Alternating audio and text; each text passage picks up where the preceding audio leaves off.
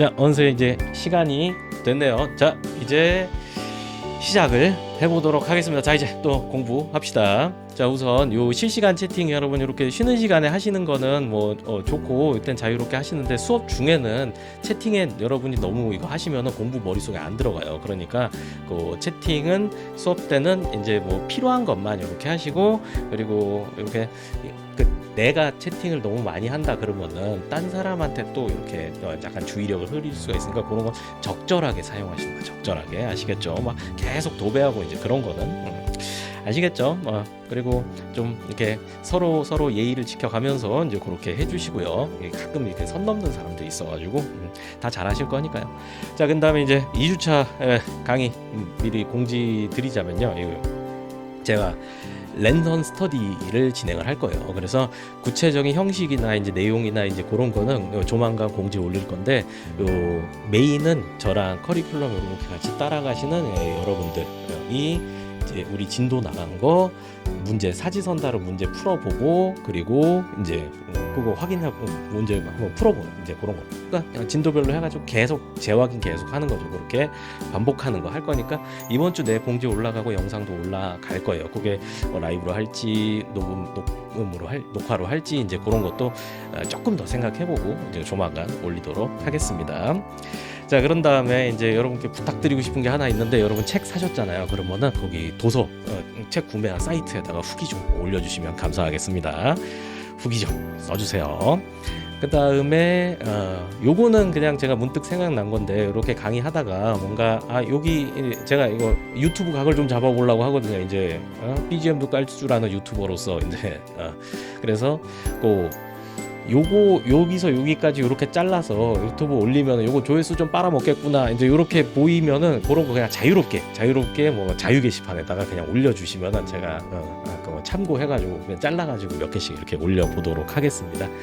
전혀 부담 갖지 마시고요. 근데 이거 이렇게 해가지고 좀 이렇게 뭔가 딱딱 떨어지게 잘해주신다라고 하면은 아예 그 요원으로 유튜브 요원으로 제가 한 명 선임해가지고 뭐 강의나 책이나 그런 거 드리고 이제 그렇게 할 생각도 갖고 있습니다. 그러니까 수업 다시 보시다가 이제 그런 거 뭐 생각나면 가볍게 한번 올려주시면, 일단은 가볍게 한번 시작해 봅시다.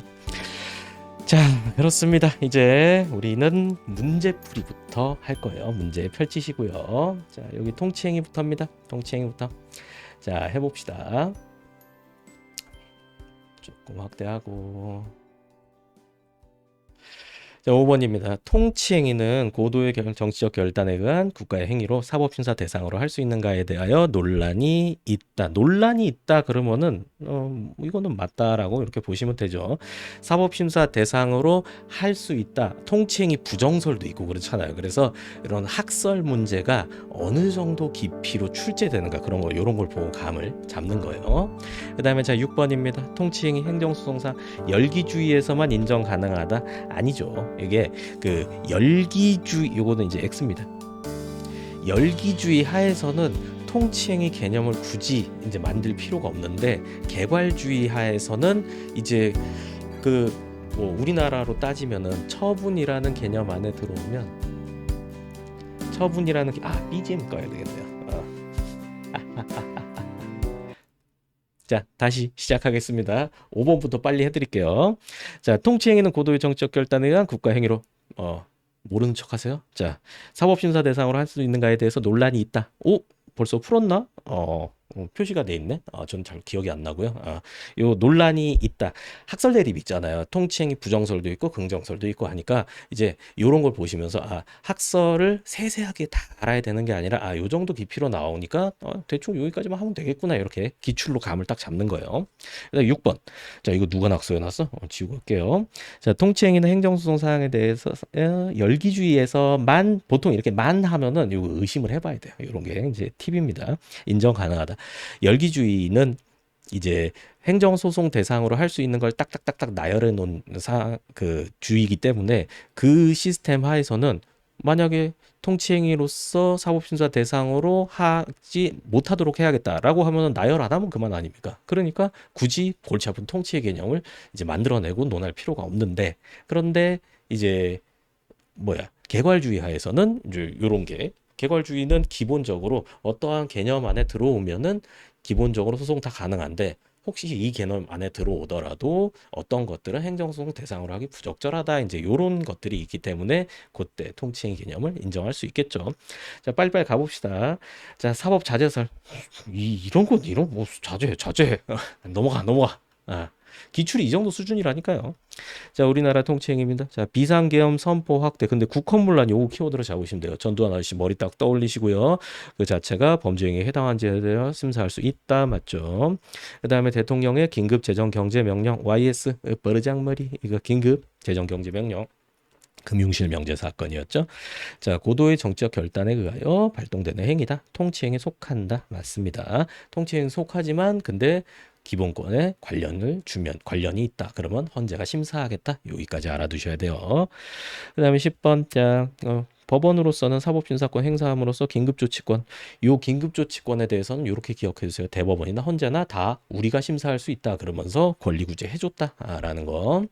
자, 11번 남북정상회담 개최 자체는 통치행위 맞죠. 근데 여기서 12번 가보시면은 송금 요걸 키워드로 잡으셔야 돼요. 송금 혹은 대북 송금 요거는 심사할 수 있다라고 했고 예전에 박지원 비서실장이 이제 들어갔다 오셨습니다. 제가 그 썰까지 말씀드리는 게 기억하라고 하는 거예요.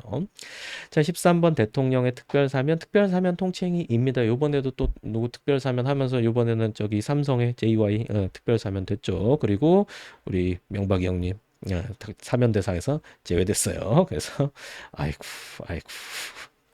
자, 그렇습니다. 얼마나 기대하셨을까?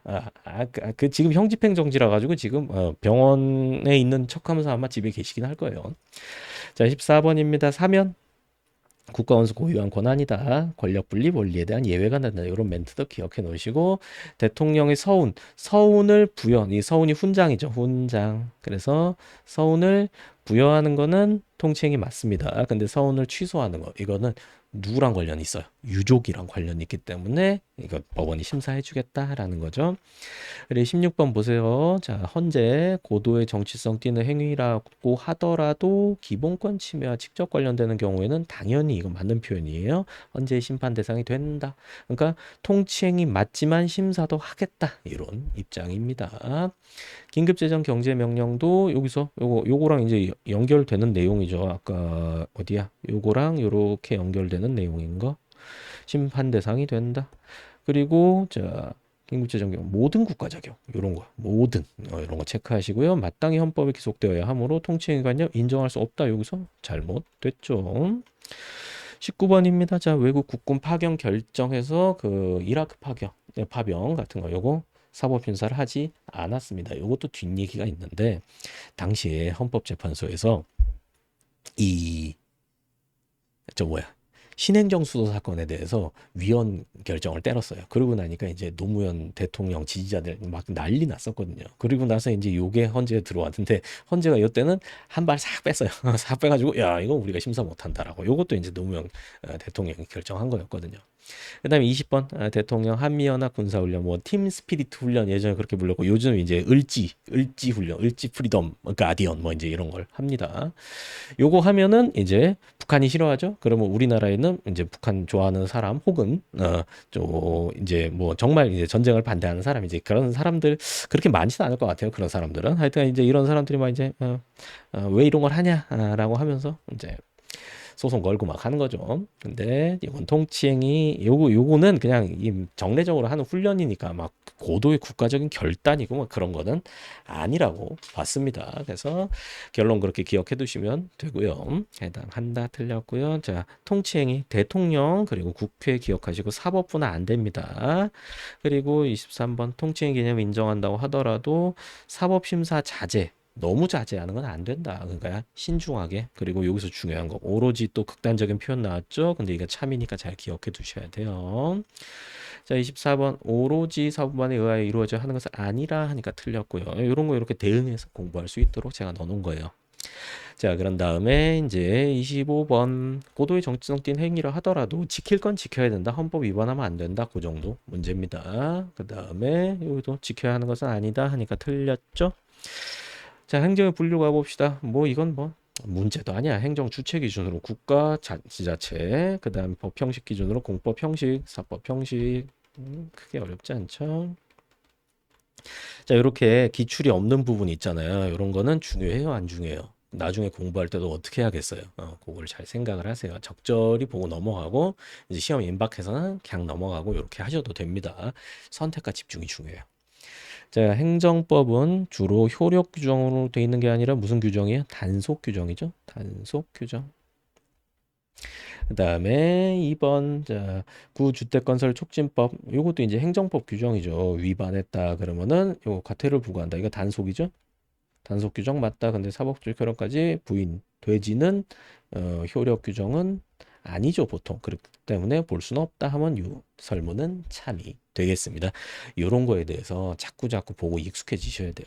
음, 질문 올리신 것들 중에서 요 뭐 단속 규정, 효력 규정 잘 이해한다, 안 된다 이런 분들이 있는데 개별적으로 그거 하나하나 이해하는 것도 이제 중요하죠. 그런데 지금 제가 그런 분들한테 말씀드리고 싶은 거는 이렇게 한 번 들어서 이해 안 되면 강의를 한 번 더 보세요. 지금은 공부 방법을 잡아 나가야 되거든요. 공부 방법이 확실히 잡히고 나서 나중에는 뭐 이제 그런 세세한 것들 이제 하나하나 이해하면은 딱 해결되고 빈틈 메꿔지고 그렇게 될 텐데 지금은 이 전반적인 이 그런 공부 방법을 잡는 게 중요해요. 그래서 꼭 강의 다시 한번 돌려보시고 그리고 이제 책도 한번 읽어보시고 그 다음에 정 이해 안 된다. 단어도 다 찾았는데 불구하고 정 이해 안 된다. 그러면은 별표 조그만하게 쳐놓고 넘어가시는 거. 요런 식으로 몸에 아예 체득을 시켜 놓으세요. 자, 행정법의 지도 원리 해가지고 이제 형식적에서 실질적으로 넘어왔죠. 그런 다음에 실질적 법치 국가는 내용을 중시하는 거죠. 이거 아니한다, 아니, 틀린 거죠. 빨리빨리 넘어가겠습니다. 사지선다도 제가 가끔 이렇게 넣어놨어요. 옳지 않은 것은 실질적 법치주의를 구현하려면 내용을 통제를 해야 돼요. 내용을. 그래서 자 법률의 위임에 있어서 포괄적 위임 금지 이것도 맞는 내용입니다. 요거는 그 나치당에서 국회에서 수권법 제정했던 거 제가 간단히 말씀드렸죠. 수권법. 국회에서 수권법이란 걸 만들어 가지고 총통의 명령은 법률의 효력을 지닌다 이런 거. 완전히 포괄적으로 이제 위임 권한을 줘버린 거 아닙니까? 이런 걸 포괄위임이라고 하고 이런 건 원칙적으로 안 돼요. 그리고 뭐 이제 법률 유보 적용 확대. 법률의 근거가 있어야 행정을 운영할 수 있다라는 거 이건 우리가 앞으로 배워 나갈 건데 이제 이것도 맞는 내용입니다. 그러니까 결국은 법률의 근거 있어야만 행정 작용을 할 수 있는 영역을 넓힌다. 그러니까 법률을 만드는 국민의 대표자인 국회의 통제력을 넓힌다. 요 시스템이 착착 들어와야 됩니다. 물론 처음엔 어려워요. 그러니까 너무 그걸 조바심 내지 말고 자꾸 듣고 강의 자꾸 듣고 책 보고 하면서 자꾸 익숙해지시는 거. 그렇게 접근하셔야 돼요. 여러분이 조바심 내면은 조바님 조바심 내면은 스스로 지쳐요.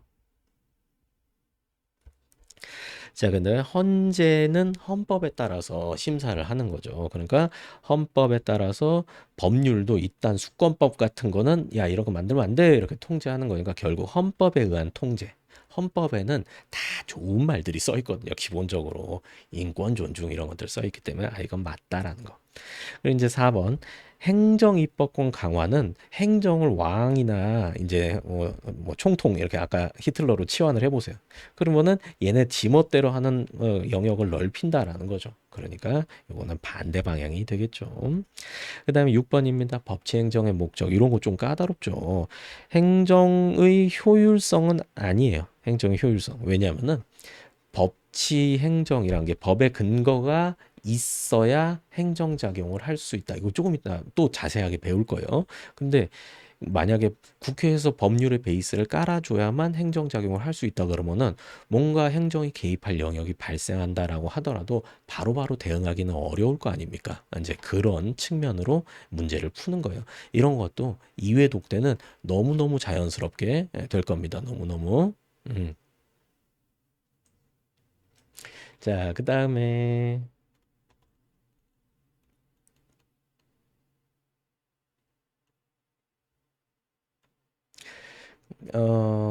잠깐만. 여기는 전에 풀어봤었죠. 풀어본 거고, 이거 불문법원부터 풀면 되겠네요. 자, 불문법원으로 관판조 기억하시고 관습법 해가지고 이제 사회에 거듭된 관행이 있고요. 그 다음에 법적 확신. 그래서 법적 규범으로 승인 강행. 법률의 지위를 취득한 거 그렇게 생각하시면 돼요. 그런 다음에 이제 여기서 17 보시면 사회에 거듭된 관행으로 생성된 사회생활 규범, 법적 규범. 그러니까 관행으로 관습법으로 승인되었다 하더라도 관습법 지위로 올라왔어요. 그런데 사회 구성원들이 그러한 관행에 구속력에 확신을 갖지 않게 되었다. 그러니까 이게 법적 확신이 있었다가 없어졌습니다. 이 얘기예요. 그러면은 이제 사실인 관습에서 관습법으로 승진했다가 다시 사실인 관습으로 강등되는 거죠. 용인시 삼행공파 사건 그걸로 보시면 돼요. 자, 그다음에 18번입니다. 사회 거듭된 관행. 좋아요. 사회생활 규범이 관습법으로 승인되었다. 근데 법적 구속력에 대해서 확신을 갖지 않게 되었다면 법적 규범으로서 효력을 부정할 수 있죠. 할 수 있죠. 그러니까 요거랑 대응해서 지문이 이렇게 나온다라고 하는 거고, 요거는 약간 뭔가 잘못됐어요. 여기에 출처가 들어가야 돼요. 출처. 그러니까 이것도 기출이다 보시고 이 별표는 이렇게 지워주시고 자, 그렇습니다. 19번 관습법은 성문법에 대해서 개폐하는 관습법은 보충적 효력을 가져요. 보충적. 그래서 관습법이 성문법을 개정하거나 폐지하는 그런 효력까지 인정되지 않습니다.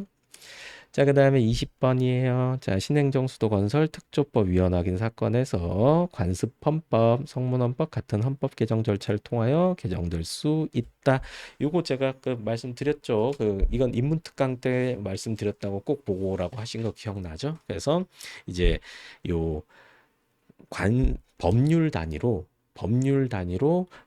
헌법 사항을 바꿔버리면은 이 국민들의 헌법 개정 투표권 그걸 침해했다. 이렇게 논리를 구성을 했어요. 그래서 관습 헌법이 존재하면은 관습 헌법을 바꾸려면 성문 헌법과 같은 개정 절차로 그렇게 바꿔야 된다. 근데 그 개정 절차에는 국민 투표를 하는 게 최종적인 절차이기 때문에 결국은 국민의 국민 투표권을 침해했다. 이렇게 논리 구성을 했다는 거. 자, 21번 국세기본법 조항 뭐 법조항 있는 거 이제 보고요. 이제 비과세 관행 이것도 인정하죠. 그다음에 행정선례법 절차법에서 인정하고 있고요. 민준적 관습법 저 노인과마다 설명드렸죠. 명문으로 인정하고 있습니다. 영미법 개국과 선례구속 원칙 엄격하게 적용된다 맞고요. 법원조직법에는 상급법원 재판 해당 사건에 관하여 이렇게 하급심을 기속한다. 맞죠? 이렇게 법원조직법 이런 것도 출제되는 거예요. 여기서는. 자, 27번 동종 사건입니다. 이게 당해 사건 혹은 해당 사건과 달라요.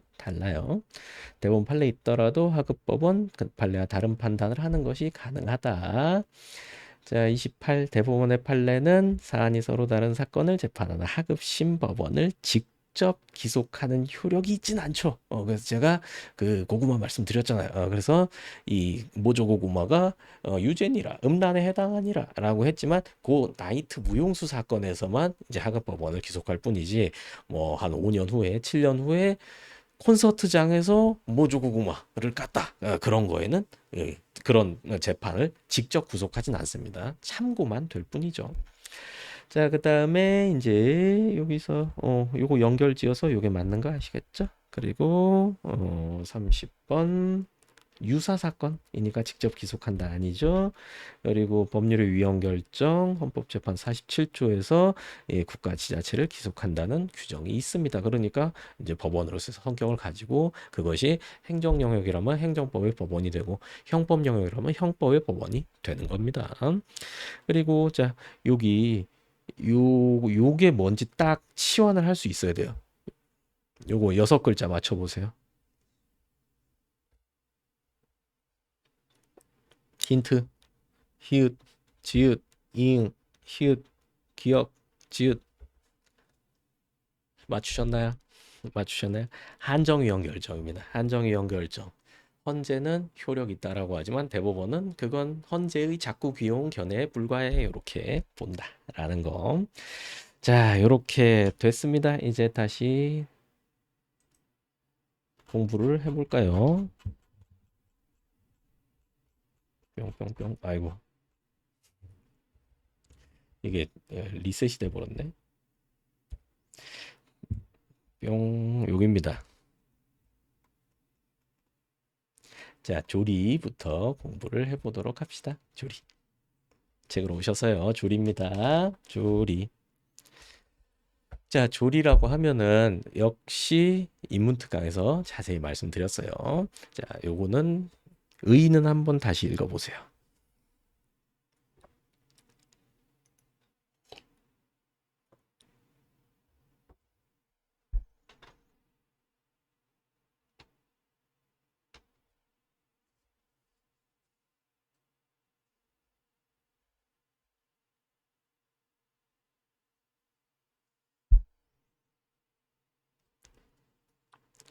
혹시나 그 OX 이게 답이 그 가끔 작업하다 보면 이게 워낙 많아갖고 잘못 들어갈 수도 있거든요. 그래서 그거는 제가 이렇게 올려드리도록 할게요.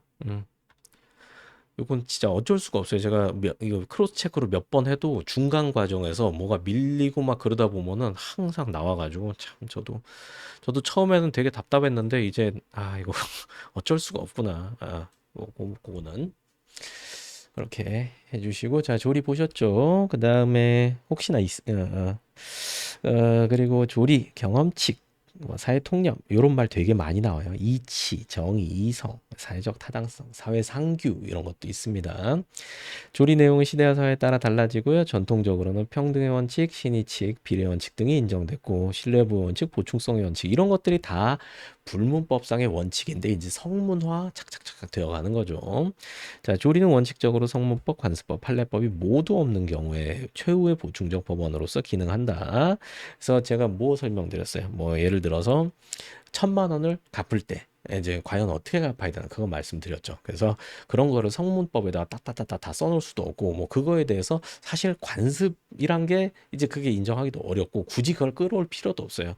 이때는 그가 결국 조리란 건 뭐냐면은 법관이 자신의 합리적 이성을 동원해가지고 야 이때는 이게 맞지 야 이때 이건 안 되지 야 이때는 뭐 이것도 맞고 이것도 맞다 그거를 법관이 판단을 하는 건데 그냥 법관이 판단하면 지 멋대로 판단한 것 같으니까 법관이 조리에 근거해서 재판했다 이렇게 표현하는 거예요. 표현하는 거 그걸 알아두시고요. 자, 그다음에 이제 여기 보시면은 이제 조리로 논의되는 것 중에서 헌법적 지위를 인정받는 경우도 있고 그러면 이제 더 이상 보충적 법원 조리가 아니라 헌법급이 되는 거죠. 대표적인 것이 행정법의 일반 원칙인데 이제 이 행정법의 일반 원칙은 조리에서 인정하고 그리고 헌법에서도 끌어오고 그래서 이렇게 뭐 헌법 혹은 불문법 영역으로 인정하고 있다가 행정기본법을 제정하면서 아예 입법을 해버렸어요. 근데 또 100%다 입법한 건 아니거든요. 나중에 이제 우리가 하나하나 공부를 할 거예요. 그러니까 이제 이런 불명확한 영역이 어쩔 수 없이 존재해요. 그러면 그거는 또 그러려니 하면서 넘어가는 거예요. 몇 번 보면 자연스럽게 기억나니까 암기 부담 갖지 마세요. 제가 계속 말씀드리죠. 암기하라는 건 제가 외우라는 것만 하면 돼요. 자, 이제 행정법의 효력가 봅시다. 오늘은 좀 목을 아끼기 위해서. 자, 볼게요. 헌법 53조 국회에서 의결된 법률안은 정부에 의송되어 15일 이내 대통령이 공포하는 고 법률은 특별한 규정이 없는 한 공포한 날부터 20일 경과함으로써 효력을 발생한다. 자, 이것도 제가 여기다 정리를 해드릴게요. 자, 요 53조 관련해 가지고 이제 국회에서 잠깐만. 색깔을 좀 바꾸도록 하겠습니다. 하여튼 그냥 해야지.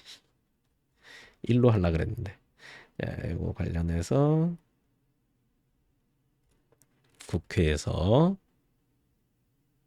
법률안을 의결합니다. 법률안 의결할 때는 이것도 상식으로 알아두세요. 과출, 과찬 이렇게 적어두세요. 과반수 출석, 과반수 찬성입니다. 그렇게 되면은 이제 대통령한테 보내요. 통이라고 합시다. 보통 대통령이 이제 승인 절차를 거치는데 만약에 대통령이 승인을 한다라고 하면은 요거를 공포, 국민들에게 알리는 절차를 거칩니다. 근데 요 공포는 관보에 게재하는 거야. 게재. 어입니다. 게재. 그리고 요 관보란 뭐냐면은 그 국가에서 발행하는 신문이에요. 국가에서 발행하는 신문. 여러분은 볼 일이 없어요. 왜냐? 노잼이니까. 볼 일이 없어. 근데 이제 만약에 여러분이 이제 국가직 가면은 뭐 이런 데 발령 받을 수도 있는 거죠. 그리고 대통령이 거부한다. 이걸 대통령이 이제 거부권을 행사한다. 법률안 거부권을 행사한다. 이렇게 표현합니다. 그럼 이걸 다시 국회에 보내요. 국회에 다시 심사에 제의를 요구하는 겁니다. 근데 이거는 일부 안 돼요. 전부 다 돌려보내야 돼요. 그러면 이제 국회의 이제 제의 절차가 있습니다. 근데 제의결이라고 하는데 요거는 이제 과반수 출석에 3분의 2 찬성. 이런 걸 가중 정족수 또 이렇게 표현해요. 가중 정족수. 말은 아시겠죠? 정족수가 가중되었다라는 거. 정족수는 요 말하는 거. 그래서 만약에 통과가 안 되면 그냥 거기서 끝이에요. 근데 통과가 됐다라고 하면은 요거 국민에게 알리는 관보를 발행하는 게 행정부 대통령 산하에 있는 기관이거든요. 근데 지금 대통령이 법률안 거부권 행사했으면 대통령 표정 어떻겠어요? 그래서 뭐 이딴 걸 가져와 그러면서 막 이러고 있을 거 아니에요. 근데 이거를 대통령한테 다시 보내면 공포 안 해줄 거 아닙니까? 그러니까 이때는 누가 하냐면은 이 공포를 국회의장이 하는 거예요. 어디다? 일간신문에. 요게 요 밑에 나와 있습니다. 한번 봅시다.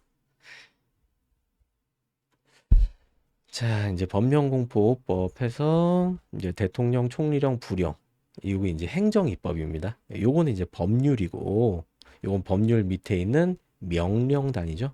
그래서 우리 행정법에서는 요게 핵심인데 요것도 같이 공부해야 돼요. 특별한 규정이 없으면 공포한 날부터 20일이 경과함으로써 효력을 발생한다. 요건 중요합니다. 그리고 조례와 규칙 똑같아요. 똑같죠? 체크하시고요. 제가 밑줄 치는 거 그리고 이렇게 법률 끊어서 해드리는 거 그런 건 같이 샤프로 표시해 놓으면 좋아요.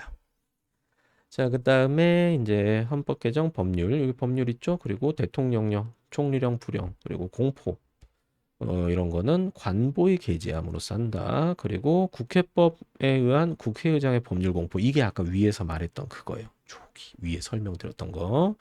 서울시에서 발행하는 둘 이상의 일간신문 뭐 예를 들어서 조선일보, 중앙일보, 동아일보, 도중동, 한경호 이것도 적어줘야지. 예. 중앙동아, 한겨레, 경향 이건 뭔지 아세요? 오마이뉴스. 근데 요즘 잘 안 보이네요. 자, 그다음에 이제 관보, 종이 관보랑 전자 관보. 근데 동일한 요력을 가진다. 체크해 놓으시고요. 자, 공포일은 관보 신문이 발행된 날. 이것도 체크해 놓으시고요. 그다음에 조례 규칙의 공포. 요거는 읽어만 보세요. 지방자치법 내용인데 똑같거든요.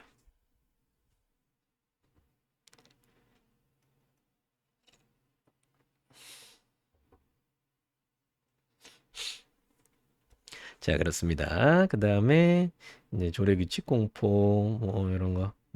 일간신문 공보나 일간신문이 발행된 날 이것도 똑같은 내용이에요. 그래서 이제 법률하고 명령하고 자치법규하고 있는데 비슷하다. 이렇게. 자, 그리고 이제 행정기본법상 법령 시행일의 기간 계산 기준. 이 예전 책에는 요런 게 이제 책이 뭐 나오고 나서 법이 새로 만들어지고 막 이제 이러거나 아니면 요게 정리가 좀 미흡한데 제가 이번에는 이런 것도 아주 논리 일관적으로 새로 재구성을 다 했습니다. 자, 기본법입니다. 기본법. 행정기본법 중에서 필요한 조항은 우리 책에 다 들어가 있어요. 그리고 제가 커리큘럼상 파이널 강의 때 행정기본법도 이거 조문 문제가 나오거든요. 그래서 그것도 마지막에 여러분 시험장 보내기 전에 한번 딱 정리해 드릴 거예요. 자, 법령 등의 시행일을 정하거나 계산할 때. 그래서 법령 등 시행일. 다음과 그 기준에 따른다.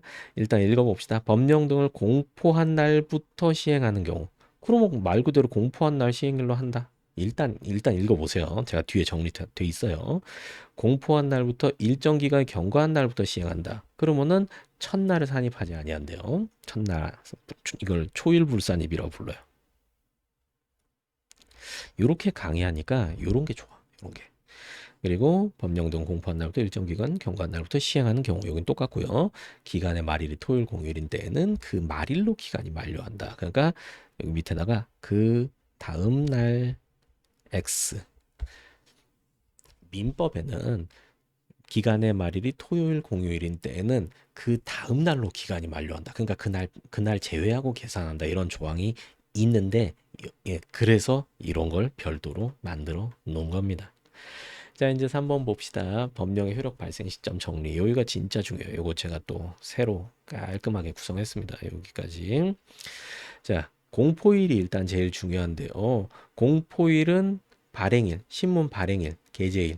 규정은 이렇게 돼 있죠. 근데 여기서 이제 해석이 또 들어가는 게 뭐냐면 발행일은 인쇄된 발행일자랑 일반인이 최초로 구독 가능했던 시점 보통 똑같거든요. 만약에 뭐 12월 1일자 신문이면은 1일 날 인쇄해서 1일 날 뿌리는 게 당연하잖아요. 그런데 12월 1일 날 인쇄는 됐는데 12월 3일 날 국민한테 뿌렸다. 그러면 여기 발행일은 3일로 보는 거예요. 그러니까 국민에게 언제 닿았는가 그걸 기준으로 한다. 가볍게 생각하시면 돼요.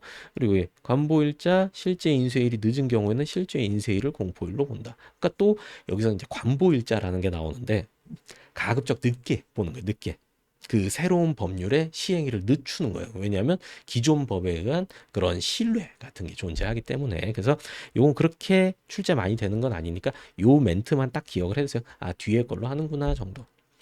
그리고 자, 만약에 그러니까 법률을 예를 들어서 오늘 공포를 해요. 오늘 공포하는데 그 법에 공포일이 이제 보통 정해 놓거든요. 그거 문제예요. 만약에 법률을 공포하면서 자, 이 법은 공포일부터 시행한다. 만약에 12월 1일 날 공포를 하는데 이 법은 공포일부터 시행한다 적혀 있어요. 그럼 그냥 12월 1일부터 그 법 효력 발생하는 거예요. 근데 1일 날 공포하면서 5일부터 시행한다. 라고 하면은 두 번째 보세요. 그날 0시부터 5일이 시작하는 0시부터 그리고 공포일로부터 일정 기간이 경과한 날부터 시행하는 경우, 그러니까 요거 특정일 시행하는 경우랑 일정 기간 경과한 날부터 시행하는 경우가 좀 다른데, 만약에 1일 날 공포를 하면서 이 법은 5일부터 시행한다. 그러면 5일 0시부터요. 근데 이 일정 기간 경과한 거는 이 법은 공포 후 10일 후부터 시행된다. 이런 식으로 하는 거예요. 그렇게 되면은 일단 초일은 빼는 거예요. 그러니까 1일에 공포했으니까 1일 빼요. 그리고 정해진 기간 제가 10일 말씀드렸죠. 그러니까 1 일단 빼고요. 2일부터 2, 3, 4, 5, 6, 7, 8, 9, 10, 11 이렇게 하면 10일이 딱 10이 딱 지나가죠. 그 다음에 그 다음 날부터니까 12일이죠. 12일 공시부터 효력이 발생하게 되는 거겠죠. 그러니까 잠깐만. 저도 헷갈려요. 1일 빼고 2일부터 2, 3, 4, 5, 6, 7, 8, 9, 10, 11, 1, 24시 되면은 딱 열흘이 지나간 거고요. 그 다음 날 0시부터입니다. 기간 말일이 토요일 공휴일이라도 다르지 않다라는 거. 요게 그래서 요거는 잘 좀 기억을 해두세요. 그 요번 시험에서 보면은 계산 문제가 자꾸 나와요. 계산 문제. 요 군무원 시험에서도 나왔었고 그리고 다른 저기 경찰 시험에서 또 계산 문제 나오고 그래서 이거 난이도를 또 높인다면 또 이렇게 우리한테 취약한 게 뭔지 그들은 잘 알고 있어요. 그렇기 때문에 이런 정도는 할 줄 알면 좋겠어요.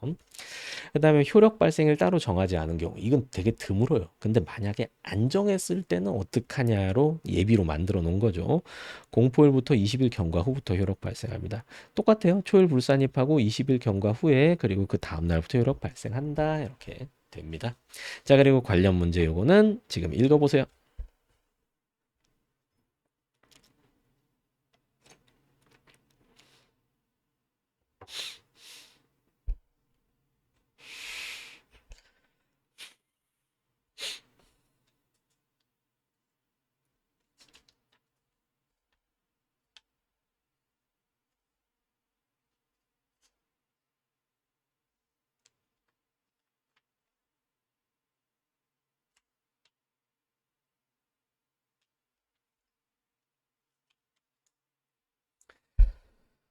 좋습니다. 자, 그리고 이제 법령의 적용 문제로 넘어가 봅시다.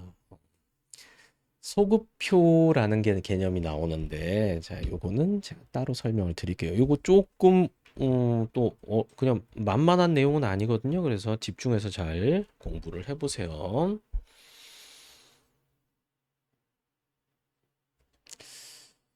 뿅.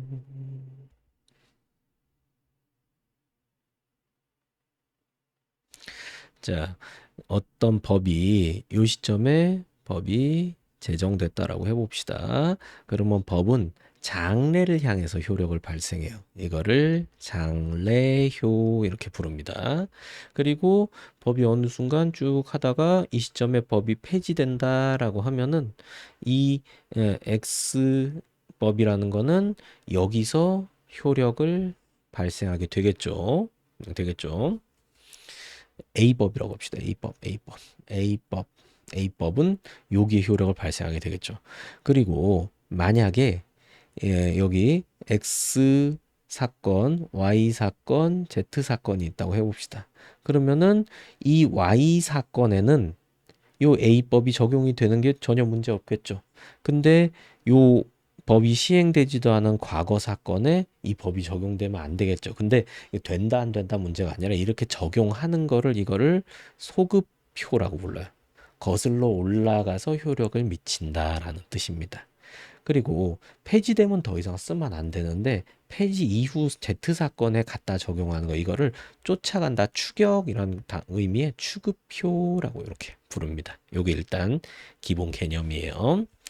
그 다음에 자 이제 봅시다. 만약에 이제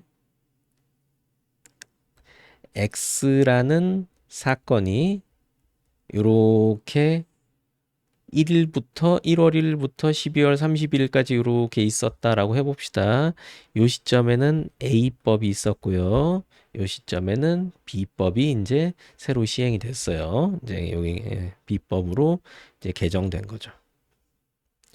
그러면은 이 개정된 B법을 X 사건에 갖다 적용하는 거 이거를 뭐라고 부르냐면은 진정소급효라고 불러요. 진정.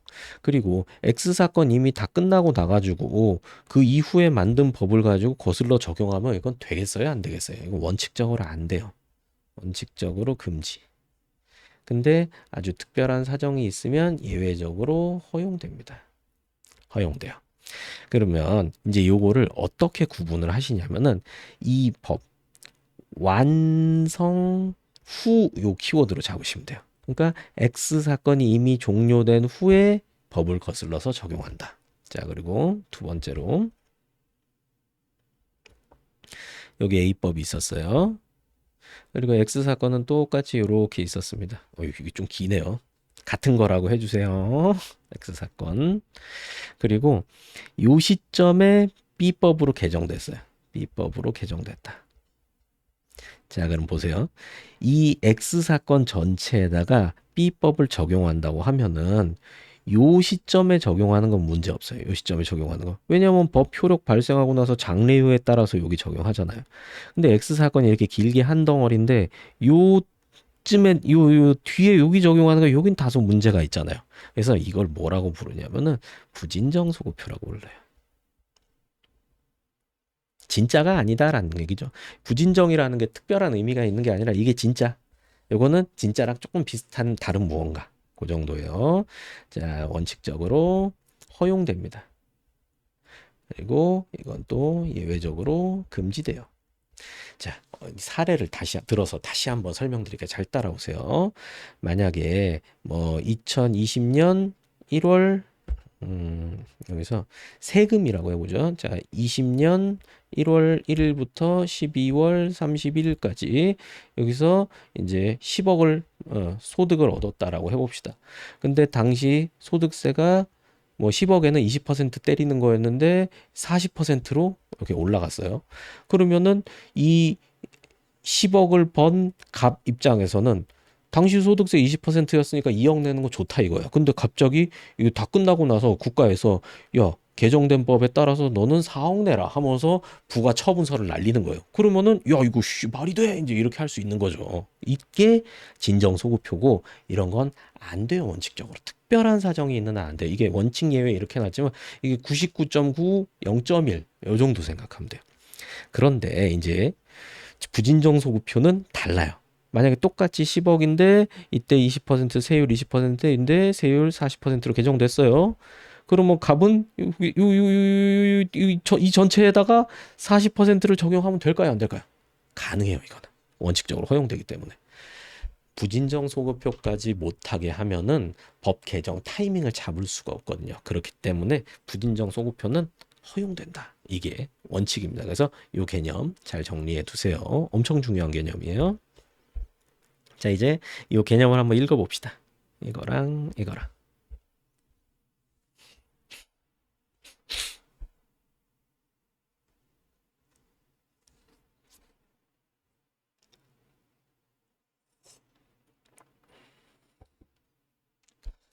자, 포인트 잡아드릴게요. 진정은 이미 완성된, 그리고 부진정은 아직 진행 중.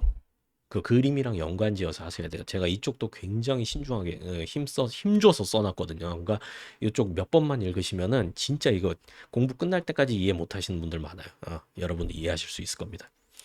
자, 1번 판례 중요한 내용 다 들어가 있어요. 소급 입법은 새로운 입법으로 이미 종료된, 이미 완성, 사실관계 법률관계 적용케 하는 진정 소급 입법과 현재 진행 중 사실관계 적용케 하는 부진정 소급 입법으로 나눌 수 있는 바. 자, 여기서부터 끝까지 읽어보세요. 중요합니다.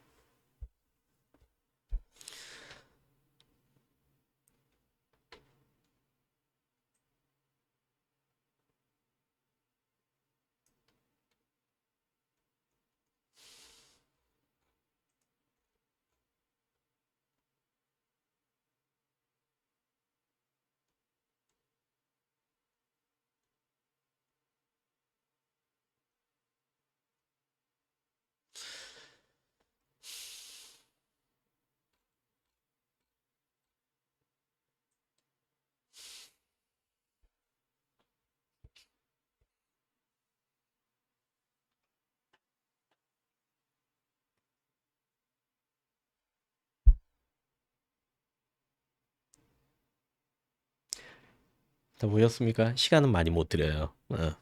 축축축축축 보세요.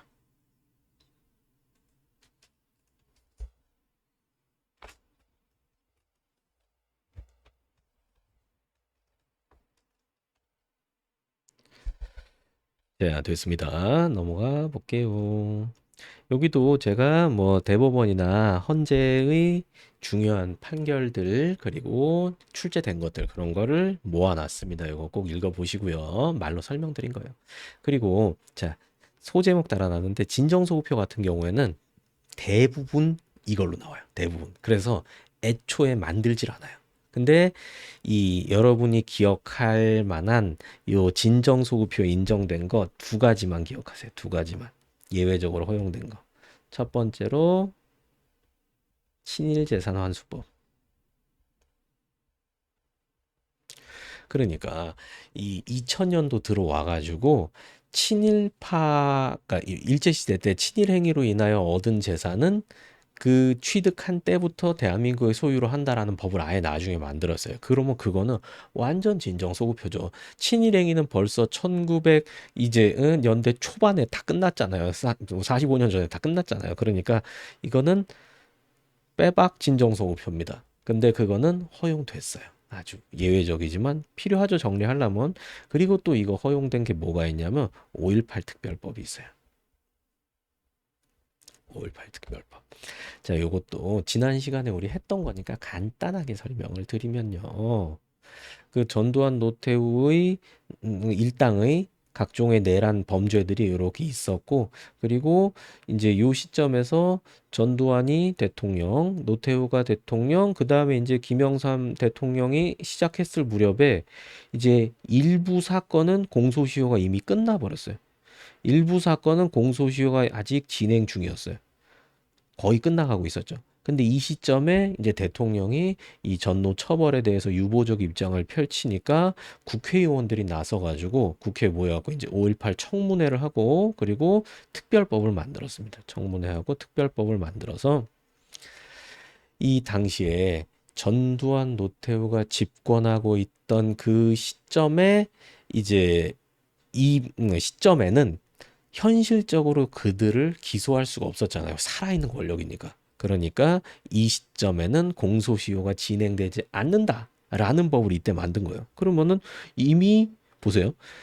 이 시점에 만들었을 때 만약에 이 진행된 순간에 이걸 다 빼면은 공소시효는 완성되지 않고 다 살아있겠죠. 근데 문제는 지금 이미 공소시효가 완성돼 버린 것도 있고 여기 키워드 안 적어드렸네요. 여기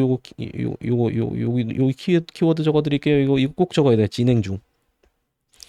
아직 진행 중인 경우도 있었어요. 근데 헌재에서 어떻게 판단했냐? 대법원의 전두환 노태우 측에서 이거 위헌이다 소송 걸었는데 자 일단 썰을 엄청 풀었어요. 블라블라블라블라 한 다음에 이제 자 부진정 소급표 부분 판단한다. 야 이거 원칙적으로 허용돼. 그리고 진정 소급표 부분 판단한다. 야 이건 예외적으로 허용돼. 너넨 적용돼. 이제 이렇게 결론을 냈습니다. 그리고 나서 실제 이제 대법원에서 그 내란죄나 이제 이런 거 재판할 때도 이 전노 측에서 이걸 또 주장했거든요. 이거 헌법 위반이다. 그러니까 대법원이 뭐라 했는지 아세요? 야, 헌재가 합헌이라 그랬으니까 우린 그냥 적용할 수밖에 없어. 이렇게. 원래 나중에 우리 공부하면 아시겠지만 대법원하고 헌재하고 서로 막 싸우거든요. 아까도 뭐 한정이형 결정 뭐 누군 인정하고 누군 부정하고. 근데 이때는 한 몸이 돼가지고 서로 어깨 동무 딱 하고 야 뭐 한쪽에서 치고 한쪽에서 치고 이제 이렇게 했던 사건이었습니다. 어쨌든 두 개 기억하세요.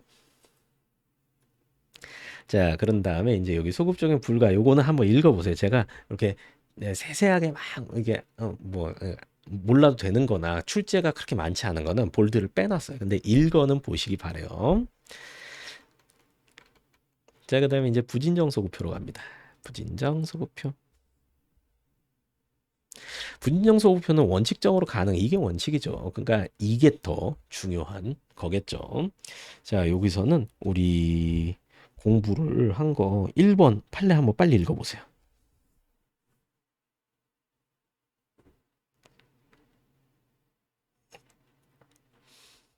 보이세요? 과세연도. 그러니까 1년이 진행되는 중간에 세율 인상. 아까 40%로 인상됐다 하더라도 어쩔 수 없이 적용한다. 부진정 소급표의 경우이므로 소급적인 허용된다. 과세연도 개시 시하면 아까 제가 예로 들었던 게 20년 1월 1일이죠.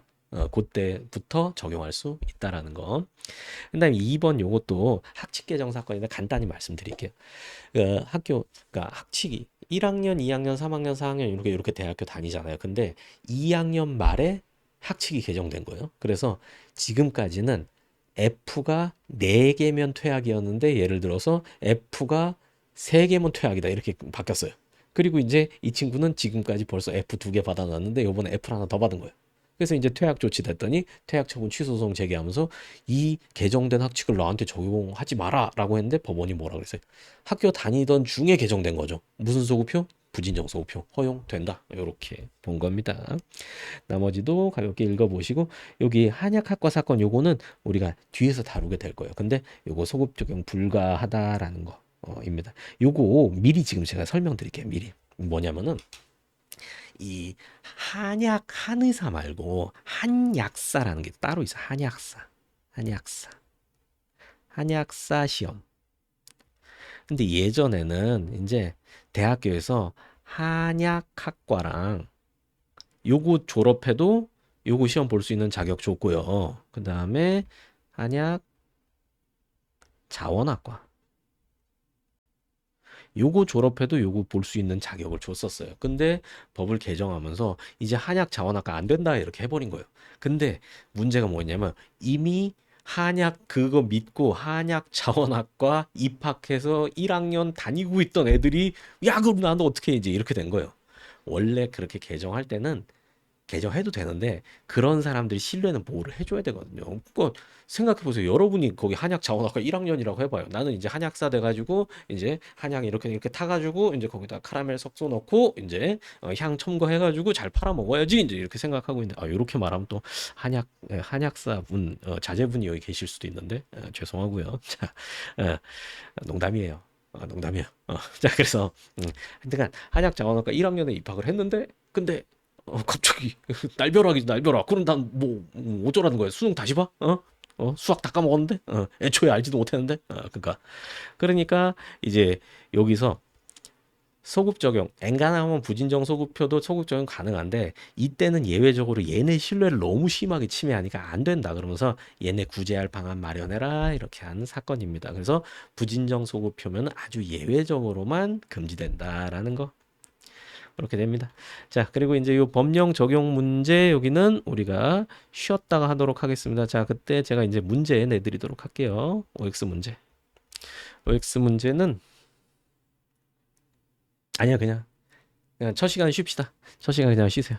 첫 시간 문제는 좀 이따 내드릴게요. 좀 이따가. 자, 지금 시간이 51분이니까